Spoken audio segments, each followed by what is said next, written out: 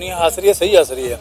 वो इसलिए कि हमें बाहर जाके उससे पैसे मांगने की क्या जरूरत थी, उससे जाके बात करनी चाहिए थी। देखो भाई, हमारे मुल्क में जो दहशतगर्दी हुई है, हम जो दहशतगर्दी की लपेट में आए हैं, हमारे मुल्क में जो बमबारी हुई है, जो सिस्टम हमारे साथ हुए हैं, वो आप लोगों की वजह से हुए हैं। क्योंकि हम लोगों ने आपको नीटो सप्लाई दी, अफगानिस्तान में अटैक करवाने के लिए हमने आपको रास्ता दिया, उसके बदले में हमें सजा भुगतनी पड़ रही है। इंडिया ने पाकिस्तान के साथ बहुत कुछ किया हुआ है, जिसकी वजह से इन्फिल्ट्रेशन है, टेररिज्म है, उसकी मद में हमें पैसे मिलने बनते हैं, जो कि मैं आई डू एग्री। क्योंकि हमारा जो इतना लॉस हुआ है, और इसका रेफरेंस ये है कि आज से 2-3 साल पहले यूरोपियन डिसइंफो लैब ने भी जो इंडिया का जो प्रोपेगेंडा था, जो मीडिया प्रोपेगेंडा या मीडिया वॉर था, उसको एक्सपोज किया था।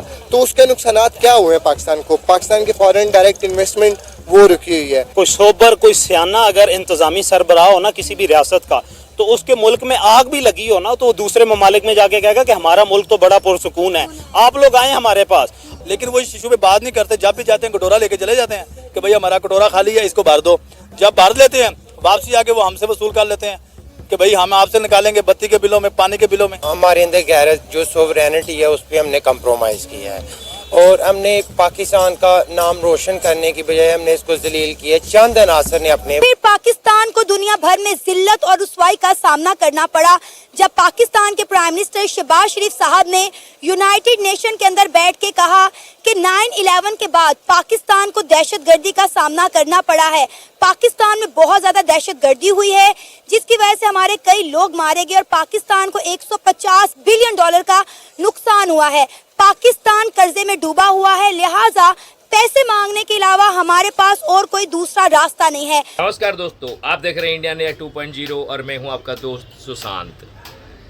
भाई, सभी लोगों को इसी चीज़ की टेंशन थी कि भारत के प्रधानमंत्री नरेंद्र मोदी जी गए थे यूएस से, तो वहाँ तो जो बाइडेन से मिले, ट्रंप से मिले, बड़े बड़े डील्स हुए, जो सेमीकंडक्टर का फैक्ट्री लगने वाला है इंडिया को, वो मिला। और सवाल ये उठता है, शहबाज शरीफ साहब भी गए थे, आखिर वो किस चीज़ के लिए गए थे भाई? उनको कौन सा इन्वेस्टमेंट लेके आना था, कौन सी बड़े बड़े प्रोजेक्ट पाकिस्तान में लगाने थे, ये जानना था। अभी वो क्लियर हो गया है, वहाँ पे कटोरा लेके गए थे भाई। यूएनए में भी जाके भारत के नाम के भी भीख मांग रहे हैं भाई, कि भारत की वजह से हमें तकलीफ हो रही है, भारत पानी छोड़ दे रहा है, हमारे लोग की तकलीफ है, प्लीज़ हमें कुछ दे दीजिए।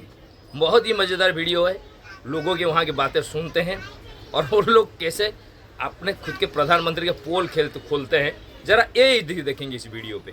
तो मैं ले चलता हूँ आपको वीडियो की तरफ। नरेंद्र मोदी हैं जो 2 रोजा दौरे पर अमेरिका गए हैं और अपने मुल्क के अंदर इन्वेस्टमेंट लेकर आए हैं, बड़ी बड़ी डील करके आए हैं जो बाइडेन के साथ, और हमने वही किया जो हम हमेशा से करते आए हैं। यूनाइटेड नेशन के अंदर बैठ के हम वही रोना रो रहे हैं कि पाकिस्तान दहशतगर्दी का शिकार है, पाकिस्तान गोडे गोडे कर्जों में डूबा हुआ है, लिहाजा हमें पैसे दें, हमें एड दें, इसके अलावा हमें और कुछ नहीं चाहिए। पहली बात यह है कि जो नरेंद्र मोदी है ना, उनके एक्सटर्नल अफेयर्स के जो मिनिस्टर है ना, जो उनको एडवाइस करते हैं, वो जयशंकर हैं।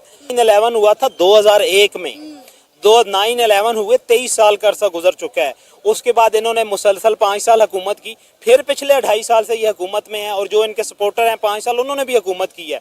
उस वक्त भी इन्हें यही समझ नहीं लगी कि उस वक्त से हम लोग कर्जे में ही डूबे हुए हैं, और अब तो वहाँ पे टॉक शोज हो रहे हैं। वहाँ पे इस सालों बाद भी फिर वही रोना रो रहे हो 9/11 का कि आप लोग फ्रंट लाइन स्टेट बने हुए थे। फ्रंट लाइन स्टेट आप लोग बने थे, और उसके बाद आपने इतने ही डॉलर लिए थे अपनी अवाम जो है उनके कत्ल और उनकी जो दहशतगर्दी के अगेंस्ट, लेकिन आपने खुद को संवारा ही नहीं है, अपने पैरों पर खड़ा करने की कोशिश नहीं की, क्योंकि आपको आदत पड़ गई थी कि हमने भाई भीख ही लेनी है, हमने इमदाद ही लेनी और इमदाद पे अपने मुल्क पे चलाना है। नरेंद्र मोदी साहब गए, उन्होंने वहां जाके जो बाइडेन से मुलाकात की, जो बाइडेन ने उन्हें अपने घर इनवाइट किया, उन्हें खाने की दावत दी। अब आप देखें कि इनका जब वेलकम हुआ, एक भी पाकिस्तानी जो वहां पे रह रहा था इनको वेलकम करने नहीं आया, किसी ने इनसे हाथ तक मिलाने की जहमत नहीं की सर।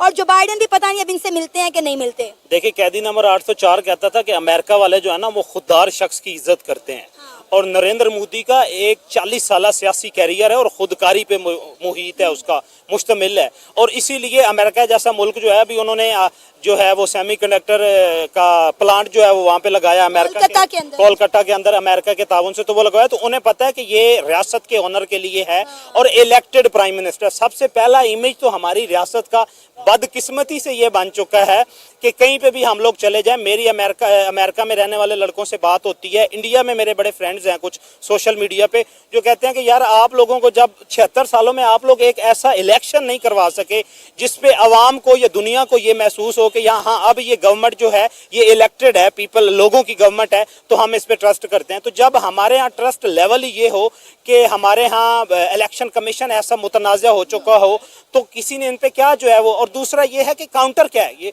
इनकी फॉरेन पॉलिसी क्या, काउंटर करने वाला बंदा ही कोई नहीं। उन्होंने पिछले 7 साल से कश्मीर को जेल बनाया हुआ है।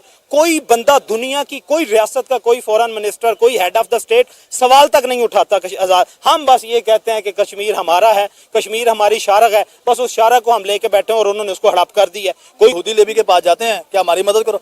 आपका काम बनता था वहाँ पे जाके फ़लस्तीन के बारे में बात करते, कश्मीर के बारे में बात करते, इंडिया के खिलाफ बात करते कि भाई इंडिया ने पानी छोड़ा, हमारा नुकसान हुआ है, आप इंडिया को बताओ, नहीं तो हमारी देखो बॉर्डर लेना ना, हम क्लास करेंगे, हमें मजबूरी है, हमारे जब बच्चे मरेंगे तो हम तो जवाब देंगे, लेकिन वो इस इशू पे बात नहीं करते। जब भी जाते हैं कटोरा लेके चले जाते हैं कि भाई हमारा कटोरा खाली है, इसको भर दो।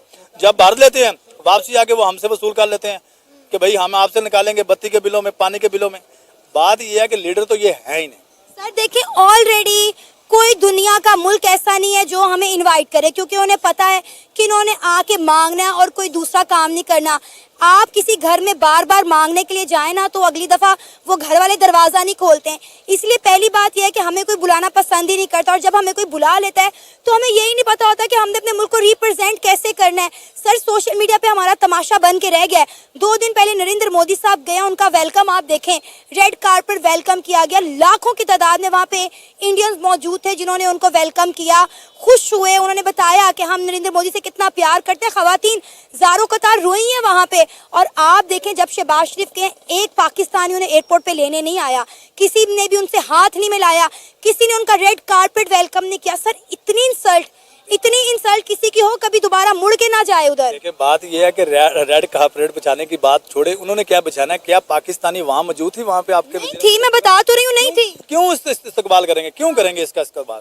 अब मुझे जो पता है कि ये बंदा जब भी पिछली मरतबा कहा जी मैं कपड़े बेच दूंगा, ये कर दूंगा, जब आप अवाम के वादों पे पूरा नहीं उतरते, आप उनके बारे में सोचते नहीं हो, तो आपकी कैसे इज्जत होगी बात?